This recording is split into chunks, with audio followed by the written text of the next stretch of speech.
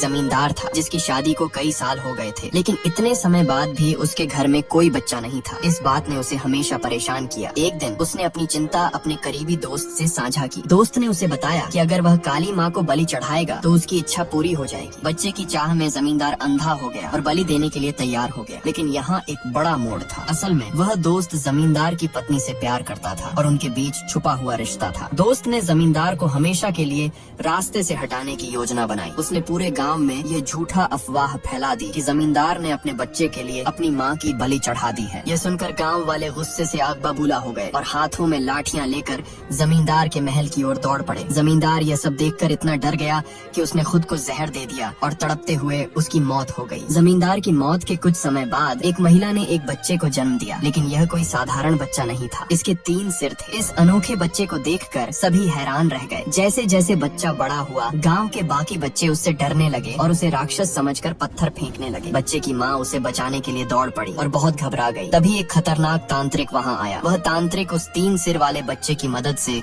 अपनी काली शक्तियों को बढ़ाना चाहता था। उसने श्मशान में एक बड़ा हवन किया और अपने जादू से बच्चे को भयानक रूप दे दिया। वह दुष्ट तांत्रिक कुछ महिलाओं को भी अपने वश में करके उन पर अत्याचार कर रहा था। तभी एक नायक वहाँ आता है। वह आते ही तांत्रिक के गुंडों की धुनाई कर देता है। इसके बाद नायक और तांत्रिक के बीच एक जबरदस्त लड़ाई होती है। नायक तांत्रिक को हवा में उछाल कर मारता है और उस बेचारी महिला को बचा लेता है। तांत्रिक की हार के बाद उसका सारा काला जादू टूट जाता है और वह 3 सिर वाला अजीब जीव अपनी शक्तियाँ खोकर एक पत्थर की मूर्ति में बदल जाता है।